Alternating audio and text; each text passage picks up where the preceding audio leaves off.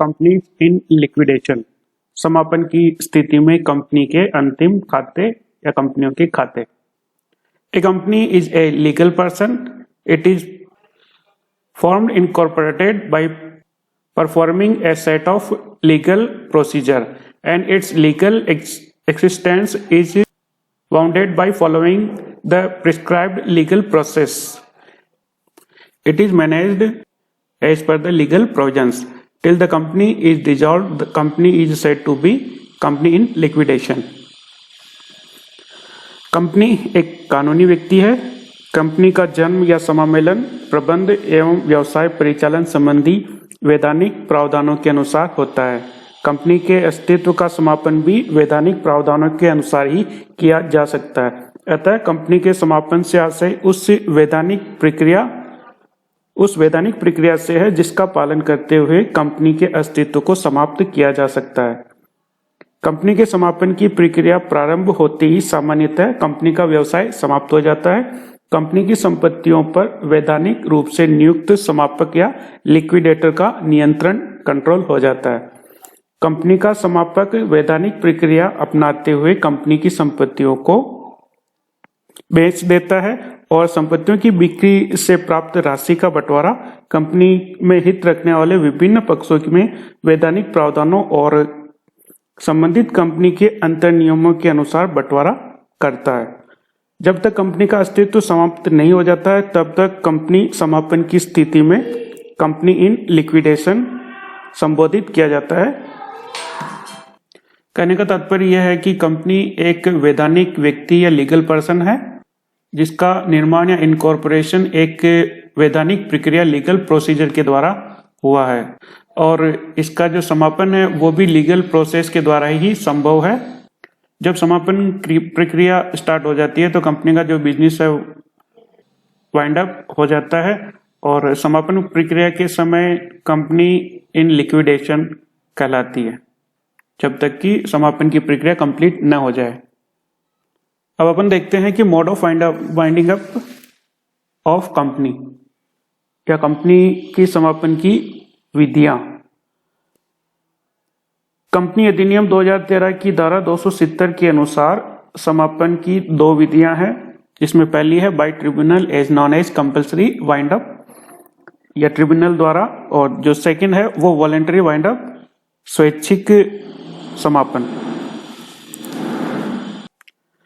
अब अपन देखते हैं wind up by company law tribunal.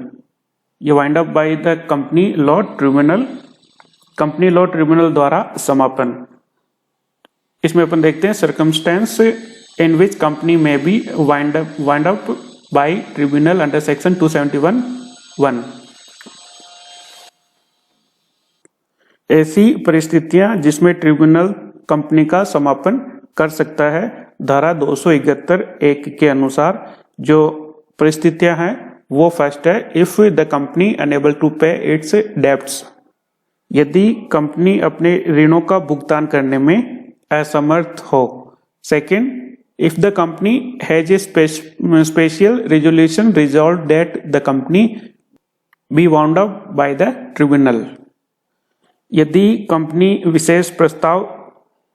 Special resolution pass करे कि कंपनी का समापन ट्रिब्यूनल द्वारा किया जाए, तब भी कंपनी का समापन ट्रिब्यूनल द्वारा किया जाएगा। इसके लिए एक रेजोल्यूशन स्पेशल रेजोल्यूशन पास करना होगा और रेजोल्यूशन पास करने के बाद कंपनी का जो समापन है वो ट्रिब्यूनल द्वारा किया जा सकेगा। Third, if the company has acted against the interest of sovereignty and integrity of India, यदि कंपनी के भारत की संप्रभुता और एकता सॉवरेनिटी एंड इंटीग्रिटी संबंधित हितों, राज्य की सुरक्षा, मित्र विदेशी देश से संबंध, सार्वजनिक व्यवस्था, शिष्टाचार अथवा नैतिकता के विरुद्ध कार्य किया हो, तो कंपनी द्वारा यदि भारत की संप्रभुता और एकता के विरुद्ध कोई कार्य किया जाता है तब उस कंपनी का समापन ट्रिब्यूनल द्वारा किया जा सकता है। इसमें फोर्थ है, यदि ट्रिब्यूनल ने बीमार कंपनी को पुनर्जीवित करने के लिए प्रशासक की नियुक्ति की हो तथा प्रशासक ने ट्रिब्यूनल को प्रतिवेदन देकर यह सूचित किया हो कि बीमार कंपनी के लेनदार ऋणदाता पुनर्जीवन की योजना के लिए असहमत है, तो ऐसी स्थिति में कंपनी का समापन करना हो तो ट्रिब्यूनल द्वारा किया जाएगा। तो इसमें क्या होता है कि कंपनी को पुनर्जीवित करने के लिए जो प्रशासक की नियुक्ति की जाती है, वह प्रशासक अपना एक प्रतिवेदन ट्रिब्यूनल को प्रस्तुत करता है और उस ट्रिब्यूनल में यह लिखा होता है कि जो कंपनी के ऋणदाता या लेनदार है वो नहीं चाहते कि कंपनी का पुनर्जीवन हो, तो इस दशा में ट्रिब्यूनल द्वारा कंपनी का समापन किया जा सकता है।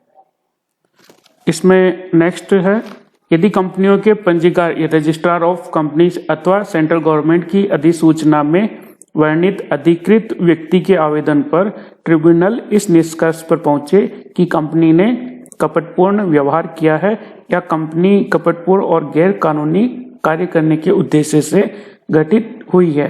अथवा कंपनी के प्रबंधन या प्रबंध से जुड़े व्यक्ति कपट, फ्रॉड या उपेक्षा अथवा दुराचरण के लिए दोषी रह चुके हैं, इसलिए कंपनी का समापन करना उचित है। तो इसमें क्या होता है, कंपनी का जो रजिस्ट्रार होता है, रजिस्ट्रार ऑफ कंपनी अथवा जो सेंट्रल गवर्नमेंट है उसने अधिसूचना देकर किसी व्यक्ति को नियुक्त कर रखा है, तो उस व्यक्ति के द्वारा यदि वो आवेदन किया जाए कि कंपनी द्वारा कपटपूर्ण या गैर कानूनी व्यापार करने के लिए कंपनी का निर्माण किया गया है, तो इस दशा में कंपनी का समापन ट्रिब्यूनल द्वारा किया जा सकेगा। नेक्स्ट जो कंडीशन है, यदि कंपनी ने लगातार 5 वर्षों तक कंपनी के वित्तीय विवरण अथवा वार्षिक रिटर्न रजिस्ट्रार के पास जमा नहीं करवाए हो, तो कंपनी द्वारा लगातार 5 वर्षों तक अपने जो फाइनल अकाउंट है वो रजिस्ट्रार ऑफ कंपनी को जमा नहीं कराने की दशा में ट्रिब्यूनल द्वारा कंपनी का समापन बाइंड अप किया जा सकेगा। और जो नेक्स्ट पॉइंट है, यदि किसी अन्य कारण से ट्रिब्यूनल को कंपनी के समापन करना या कंपनी का समापन करना उचित और न्याय संगत प्रतीत होता है, तो कंपनी का जो ट्रिब्यूनल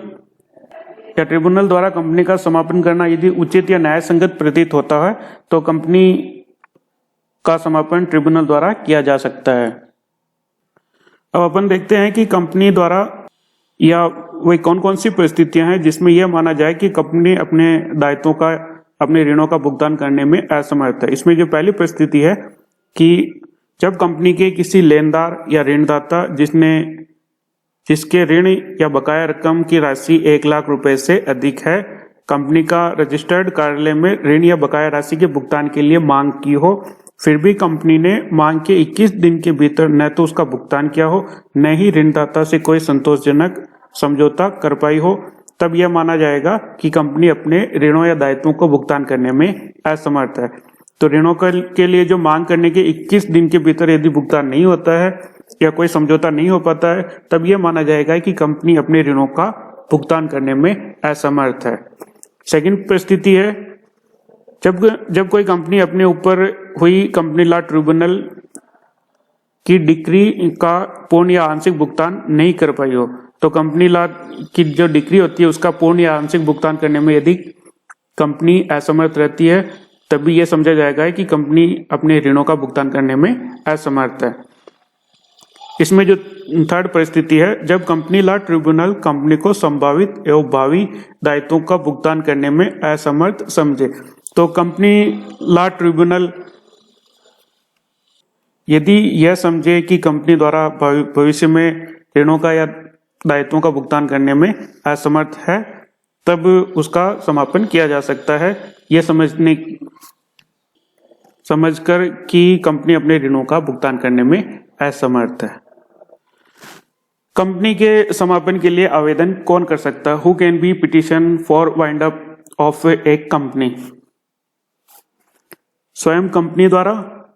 फर्स्ट पॉइंट है, स्वयं कंपनी द्वारा अपने सदस्यों की सभा में विशेष प्रस्ताव पारित कर कंपनी लॉ ट्रिब्यूनल में आवेदन कर सकता है कि कंपनी का अनिवार्य समापन कर दिया जाए। तो कंपनी स्वयं एक विशेष प्रस्ताव पारित करती है और कंपनी लॉ ट्रिब्यूनल में आवेदन करती है कि इसका कंपनी का अनिवार्य समापन कर दिया जाए। ठीक है, अब अपन देखते हैं सेकंड पॉइंट, कंपनी का कोई भी एक लेनदार अथवा एक से अधिक लेनदार या ऋणदाता कंपनी के अनिवार्य समापन के लिए कंपनी लॉ ट्रिब्यूनल से प्रार्थना कर सकते हैं। लेनदार ऋणदाताओं में वर्तमान, भावी अथवा संभावित देनदार भी सम्मिलित होते हैं। एक सुरक्षित लेनदार ऋणपत्रधारी या ऋणपत्र धारकों के प्रन्यासी भी लेनदारों में सम्मिलित होते हैं। ओके, तो जो भी लेनदार है वो कंपनी लॉ ट्रिब्यूनल में आवेदन या प्रार्थना पत्र दे सकता है कि कंपनी का समापन किया जाए। फिर है कंपनी का कोई भी अंशदाता या कंट्रीब्यूटरी अथवा एक से अधिक के अंशदाता कंट्रीब्यूटरीज भी कंपनी में अनिवार्य समापन के लिए कंपनी लॉ ट्रिब्यूनल में आवेदन कर सकते हैं। तो कंपनी का कोई भी अंशदाता आवेदन कर सकता है कंपनी लॉ ट्रिब्यूनल में कंपनी के समापन के लिए। इसके बाद केंद्रीय सरकार से अधिकृत होने पर रजिस्ट्रार निम्न परिस्थितियों में कंपनी के अनिवार्य समापन के लिए ट्रिब्यूनल या न्यायालय से प्रार्थना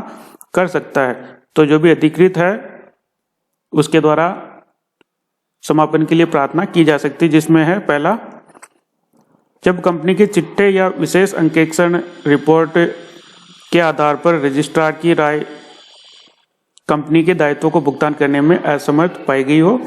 लगातार 5 वर्षों तक कंपनी के वित्तीय विवरणों एवं वार्षिक विवरणी रजिस्ट्रार के यहाँ फाइल करने में त्रुटि की गई हो, और कंपनी का व्यवसाय एवं प्रबंध कपटपूर्ण उद्देश्य या गैर कानूनी उद्देश्य से प्रबंधकों द्वारा कपटपूर्ण तरीके से व्यवसाय का संचालन किया जा रहा हो। यदि कोई उचित अथवा न्याय संगत कारण प्रतीत होता है तो उसके आधार पर भी कंपनी का ट्रिब्यूनल द्वारा समापन किया जा सकता है। नेक्स्ट, केंद्रीय सरकार से अधिकृत व्यक्ति कंपनी में अन्याय एवं कुप्रबंध की दशा में कंपनी लॉ ट्रिब्यूनल में कंपनी के समापन के लिए प्रार्थना पत्र दे सकते हैं। तो केंद्र सरकार से जो भी अधिकृत व्यक्ति है और कंपनी में अन्याय या कुप्रबंध की दशा में वो व्यक्ति कंपनी लॉ ट्रिब्यूनल में आवेदन कर या समापन के लिए आवेदन दे सकता है, प्रार्थना दे सकता है।